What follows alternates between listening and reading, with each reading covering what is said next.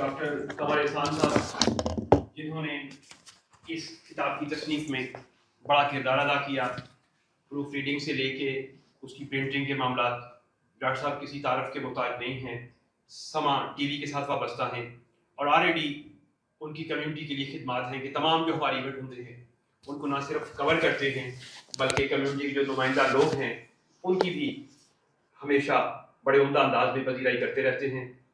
ہمارا اس کتاب سے متعلق اگلا مقالہ پیش کرنے کے لیے میں ملتمس ہوں قمر۔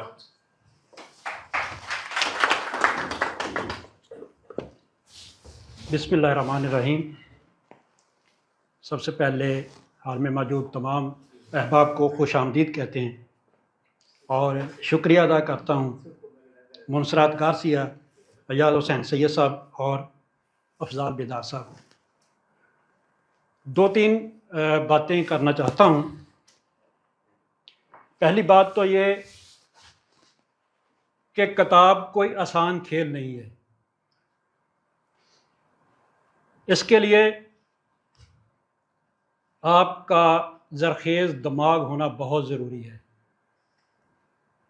اگر یہ عام بات ہوتی تو آج ہر بندہ صاحب کتاب بھی ہوتا اور یہ سوسائٹی جو ہم دیکھ رہے ہیں اس کی ترجیحات بھی الگ ہوتی، لیکن ایسی بات بالکل نہیں ہے۔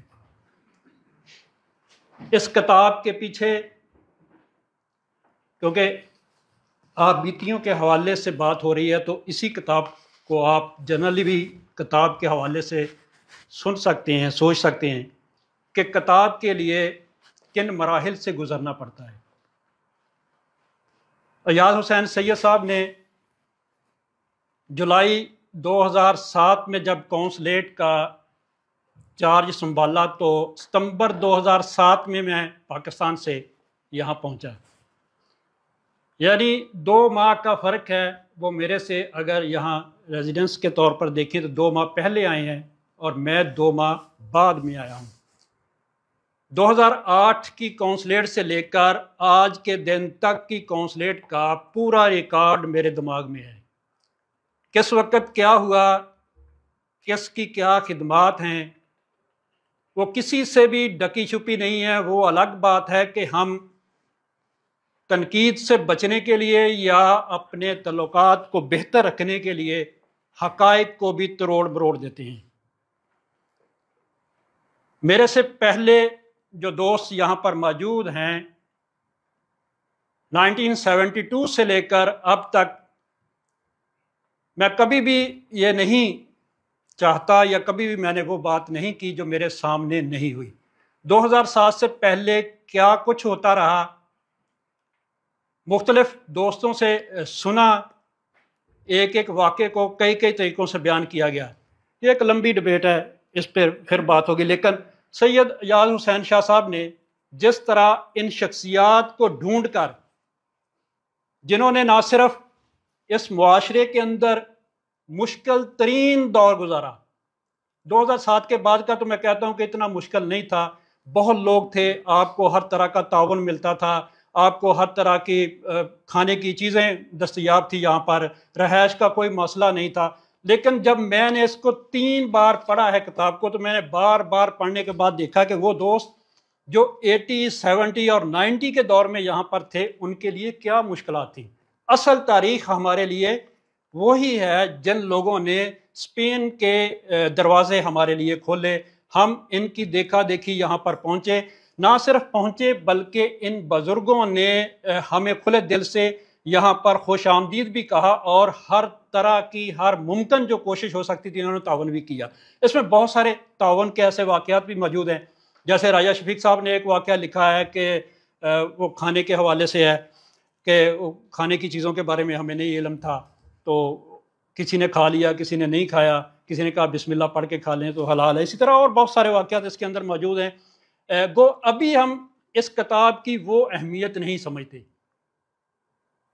اگر ہم سمجھتے ہوتے تو آج یہ حال جو صرف 50 لوگوں کے بیٹھنے کی جگہ ہے یہ بڑا ہوتا۔ اس کا مطلب کہ ہم نہ اس کتاب کی اہمیت کو سمجھتے ہیں اور نہ ہی ہم اپنے ماضی کو اہمیت دینا چاہتے ہیں۔ اور جو قومیں اپنے ماضی کو اہمیت نہیں دیتی وہ مستقبل کا بھی کوئی تعین نہیں کرتی. اور یہی وجہ ہے کہ آج میری کمیونٹی جو بارسلونا کے اندر موجود ہے اس کی کوئی ترجیحات بھی نہیں ہے اور کوئی مستقبل کا لاحہ عمل بھی نہیں ہے. اگر کسی کے پاس کوئی لاحہ عمل موجود ہو تو میرا پلیٹ فارم آواز دوست حاضر ہے, مجھے کہیے گا, میں اس پر آپ کو لے کے آپ کی وہ ترجیحات, وہ آپ کا لاحہ عمل ضرور اپنی کمیونٹی کو بتاؤں گا. جہاں تک میرا اپنا ذاتی تجربہ ہے کہ میں نے ابھی تک کچھ نہیں دیکھا کہ ہم کسی ایک, میری عیاشہ صاحب سے جب بھی ملاقات ہوتی ہے یہی بات ہوتی ہے کہ ہم کس طرف جا رہے ہیں. ابھی تک ہم اپنا کوئی ڈائریکشن نہیں بنا سکے کہ ہم نے اپنی آنے والی, بزرگوں نے بہت محنت کی, ہم آج بڑی آسانی سے زندگی یہاں بسر کر رہے ہیں, اداروں کے اندر ہمارا نام ہے. ہم جب بھی بات کرتے ہیں, ابھی 14 اگست گزرا ہے, 3 بڑے پروگرام ہوئے ہیں, ایک پروگرام میں بھی تھا, اس میں حصے دار بھی تھا, تو وہاں پر ڈپٹی میئر نے آ کے کہا کہ یہاں پر 35% لوگ وہ ہیں جن کے آباء و اجداد یہاں پیدا نہیں ہوئے کتالونیا کے اندر, یعنی کہ 100 میں سے 35 لوگ وہ ہیں جو ادھر کے نہیں ہیں, ان میں پاکستانی دوسرے نمبر پر ہیں. تو یار خدا کا خوف کریں, ہم دوسرے نمبر کی بڑی کمیونٹی ہیں اور ہماری حیثیت. بات ہوگی اس کتاب پر. اس کتاب کو بنانے کے لیے شاہ صاحب نے ایک دوست کو کتنی بار میسج کیا, کتنی بار فون کیا, وہ شاید یہاں نہ بتانا چاہیں, لیکن میں آپ کو بتاتا ہوں کہ ہمیں انٹرسٹ بھی کتنا ہے. اس کتاب کی تقریب کے لیے جن لوگوں کو دعوت دی گئی کتنی بار کہا گیا, لیکن نہیں. آخری بات, ہمیں اپنی ترجیحات, کوئی بھی سوسائٹی, کوئی بھی معاشرہ اس وقت تک آگے نہیں بڑھتا جب تک ہم اپنی ترجیحات کا تعین نہیں کرتے. ترجیحات بہت ضروری ہیں. پاکستان کی صورتحال کو آپ دیکھیں, وہاں بھی اسی چیز کا فقدان ہے کہ ہماری ترجیحات ہی نہیں ہیں. اس دفعہ جو 14 اگست پر ایوارڈز کا اعلان کیا گیا ہے اس میں کوئی سائنسدان نہیں ہے, اس میں کوئی پروفیسر نہیں ہے, اس میں کوئی ایسا ڈاکٹر جس نے کوئی نئی چیز پیدا کی ہو وہ نہیں ہے. اس میں زیادہ کون ہیں؟ اداکار ہیں, فلم سٹارز ہیں, گلوکارز ہیں. یعنی کہ ہماری قوم کی ترجیحات کیا ہیں؟ فن و ثقافت. اس سے قوم آگے نہیں بڑھتی. قوم بڑھتی ہے ریسرچ سے, چیزوں کو آگے لے کے آنے سے. ہم ہر جگہ پر جب یہ بات کریں گے کہ ہماری ترجیحات ہم نے خود سیٹل کرنی ہے. آپ کتاب کو ترجیح دیں گے تو اور دوست بھی پیدا ہو جائیں گے, کتاب لکھنے والے بھی آ جائیں گے, کتاب پڑھنے والے بھی آ جائیں گے. کتاب پڑھنے کے حوالے سے میں بتاؤں, میری 16 کتابیں ہیں, میں لا کے یہاں پر رکھی. کئی اسپتالت کے اندر بڑی لائبریری ہے.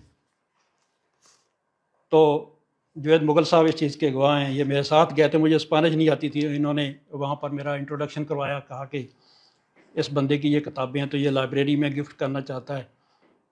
تو وہ خاتون تھیں, تو وہ اٹھ کر مجھے ملی. جوید مغل صاحب, اگر ان کے ذہن میں ابھی تک وہ یاد ہو تو وہ بتا سکتے ہیں کہ کس طرح اس نے احترام دیا کتاب کے حوالے سے. مجھے نہیں دیا, کتاب کو احترام دیا کہ کتنی بڑی بات تھی ان کے لیے. لیکن ہم نے کیا کیا, وہ کتابیں ہم سب اپنے گھروں میں لے گئے اور کسی نے نہیں پڑھی اور کسی نے واپس نہیں کی. اللہ حافظ.